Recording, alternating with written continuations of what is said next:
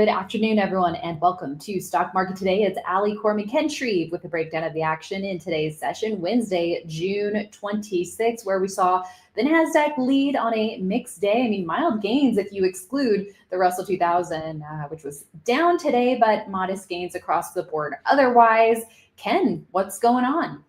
Yeah, still seeing some selling in a lot of top-rated growth stocks underneath the surface, but definitely wanted to take a look at FedEx today, which was a big earnings winner, FDX. Let's also take a look at Amazon. So while a lot of growth stocks were under pressure today, Amazon had a nice breakout. And finally, ARM Holdings, ARM, AI chip firm, kind of setting up and trying to reclaim a buy point.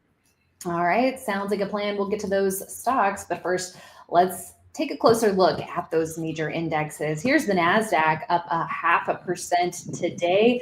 Meanwhile, the S&P 500 was up almost 0.2%. We're seeing some pretty orderly sideways action here for the S&P. The Dow up fractionally today, reversing higher after finding support at the 21-day line. And as mentioned, the Russell 2000 was down today, but it did close off its lows. So back to the Nasdaq here. Ken, what are your thoughts on the action? Is that 3-day pullback all we get, or how yeah, it could be. I mean, you have the Nasdaq and the S&P 500 just sitting right at their 10-day moving averages here. So like I said, while we've seen some underperformance of growth stocks underneath the surface, I think that the uptrend is still very much intact here. We've got that big PCE reading due Friday. The Fed's favorite inflation gauge. But, I think people are expecting this market to just kind of, pull back and digest gains a little bit. But the Nasdaq and S&P just holding firm near highs. And really, as our colleague Mike Webster has been saying for days, it's really kind of picture perfect price action in the indexes so far. Yeah. And next on our list, let's take a look. We haven't checked in on the 10-year Treasury yield in a while, Ken, I guess, because, we've sort of seen this trend lower since that high in late April. Seems like there's less of a focus on Treasury yields right now in terms of, equity investors, and that being a concern. Yeah, I mean, there's been a fair amount of bond buying that has knocked these yields lower, and if you just look at go back to the daily chart of the 10-year yield, it's just kind of holding above this 4.2% level. But yeah, I mean, just looking at the price action, it's really not. It's hard to see the interest rates start to head higher anytime soon. I think the bond market is just not so sure that the Fed is going to be cutting rates 2 times this year. We'll see how it plays out, but there's been a lot of money going into bonds, and that might be also because we've seen some soft economic data lately, whether it's increasing, jobless claims. We had weak retail sales not too long ago, so some signs that the economy is softening. But again, the way the major stock indexes are trading, they're still kind of thinking it's going to be a soft landing, and we'll be able to avoid a harsh recession. Mm-hmm. Okay, well, that's a look at the market. Next on our list, let's take a look at FedEx, ticker FDX, delivering a 15.5% gain in heavy volume today, Ken, on earnings. What do you think? Is this something that traders should be interested in or take seriously, or just a notable mover today, and we'll see if it can get in gear from here? It remains to be seen if there's going to be a rotation out of technology stocks. So far, a lot of them are still holding up fine, like in NVIDIA. So it remains to be seen if there's going to be a rotation into large cap technology stocks. But I think FedEx is definitely worth watching. They're in the middle of this big cost cutting, cutting about $4 billion in expenses, and their earnings report this time around, they actually produced their first revenue gain after several quarters in a row of declining revenue. So that was a positive, and their capital expenditures fell quite a bit for its latest fiscal year 2024. So cost cutting, and they're going to be combining also their air and ground shipping business. That's going to take place pretty soon. So I think FedEx has got definitely the new going on for it. It's kind of cutting costs and really a positive reaction to earnings here. I don't think, I think what you want to do now is if you want to do a little more work on FedEx, just kind of wait for it to, tighten up here and see how well it holds its gains. With the market acting, pretty healthy, I would fully expect to see some, sideways action here and possibly would give another way into the stock. But overall, very positive response to earnings, and the cost-cutting measures here are, fully underway. Sounds like a plan, Ken. Okay, moving on. Also making headlines today was Amazon with the information reporting. Amazon planning to launch a bargain section to compete with Temu from Pinduoduo.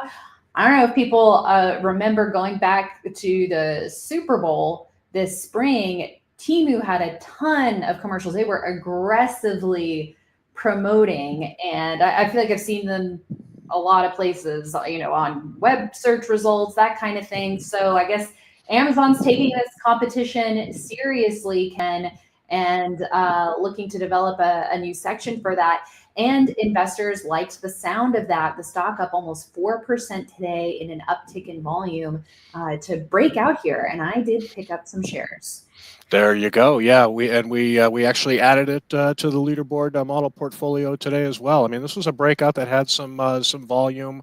We actually have a colleague on IBD Live who just bought something from Temu.com. So got it, within 5 days. Very happy with the product. So it's probably something I'm gonna check out. But Temu is run by Pinduoduo, which is this big, huge Chinese internet giant. But they run Temu, and it has been, like you said, expanding their share quite a bit in the U.S. So Amazon is taking notice, and they're gonna, like you said, launch a bargain shopping section to better compete with Temu. So this was, we haven't seen many of these lately. This was just a great heavy volume breakout, close near highs, and a lot to like here. So still, just barely in that 5% buy zone. So I don't think you're looking at an extended stock here, but just a good breakout in a stock that's still in a buy zone here. Yeah, and it closed about 5.7% above the 50-day, looks like 4.5% above the 21-day, and it's less than 5% above the 10-week. So even though this is a breakout showing strength, it's not like it's super extended from those key moving averages, Ken. Yeah, I don't think so. And again, we like to use a 5% buy zone. So if you base that off of 190, 170. I mean, this could go all the way up just north of 200 and still be in a buy range here. So in this type of market, obviously, you want to buy stocks as close to the pivot as possible. But again, in an environment over the past week where we've seen some selling pressure, increase in a lot of top-rated growth stocks, this is these large cap techs, whether it's Nvidia, Amazon, Alphabet. I mean, they're still fighting a good fight here. Hasn't done much for the breadth in the market because while these large cap techs are leading, there's been a lot of, like I said, some weakness below the surface. But nice move for Amazon today. Absolutely. Okay, let's round things out with a look at ARM flexing its strength lately, up another 2.6% today, getting back above a potential entry at 164. When it did get above that level a handful of sessions ago, it was looking quite extended. So did the pullback over the last couple of days help this one feel a little less extended, Ken? Yeah, I mean, it's a kind of a very brief pullback like the market itself. But yeah, it's trying to reclaim a 164 entry here. This is a big AI stock. They get a lot of royalties for their chip designs. But they're very big in the AI race. Now you'll see the stock is down close to 2% in after hours trading. That's because of Micron's report. We can talk about that in a second. But at least with ARM, even though it is quite a ways above its 50-day moving average, what you have here is a big early stage base, and the fact that it's trying to get back up that 164 entry is compelling. I will say, and I've mentioned this before because we've talked about ARM, but let's go to the weekly chart here, and you have a stock that's up for 7 weeks in a row, and maybe 8 weeks by the end of Friday. So you can see how the charts kind of present a different picture here. I mean, when I see a stock up 7, 8 weeks in a row, probably going to want to wait for just a little pullback and a little bit of a shakeout, a little bit of profit taking to really set the stage for a nice run. So I think that even though it's kind of near that 164 entry on the daily chart, I think I'd still rather wait for a little pullback here, wait for a handle to form. It's made a huge move in a short amount of time, so it's probably the best strategy. Although I could see why some people might have nibbled with maybe a little 2% position, 3% position to start here. So acting well, and while Nvidia continues to act well in this whole AI space, I think ARM is right there as well, along with TSM. So three names that are really still holding up well in this market. Well, you mentioned Micron, so let's go there briefly. Earnings out after the close, and it looks like the initial reaction, shares down a little over 7.5%. Ken, your thoughts? Well, this is a big time turnaround story. Micron has a very cyclical business. What is interesting about Micron is that a lot of these cloud providers use high bandwidth memory, and that's what Micron supplies. So they're very much involved in this AI story. So you've seen the stock down 7.5%. If you scroll down on the weekly, it was expected to really report a big revenue increase. Revenues were supposed to be up more than 78%. And you can see this is right in the sweet spot of growth here, but obviously something, at least in the early going, the market didn't like. So there'll be a lot of coverage on the homepage of investors.com about if there was a miss or something about guidance. But the past couple of earnings reports from Micron, they've been talking a pretty good game of growth. So it'd be interesting to see why the stock is down. But again, after hours activity doesn't always translate to pre-market. So we'll see what it looks like in the morning. And but this could be a drag on some of these AI stocks. I think Nvidia is down 1% or so. Let's see how that's doing. Yeah, just down a little bit, but you can see Nvidia holding the 21-day line here. So we'll see how the market reacts to Micron tomorrow. But overall, I think we still have to respect this. We still have to respect this market uptrend. What's challenging for growth investors is that, again, over the past 5 days or so, when you look in the market surge growth 250, you look in some of the growth screens, we have seen a lot of growth stocks coming under some pressure here. So while the indexes are holding up great, you got to be very discerning with new buys and recognize rotation when it happens. Still not clear to me there's a rotation going on, especially with Nvidia starting to fight back off its 21-day line. So challenging conditions, but we're still in a good uptrend here.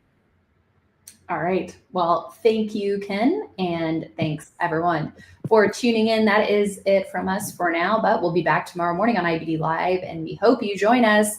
Investors.com/IBD Live for all those details. We will see you then, and then we'll also see you right back here tomorrow after the close.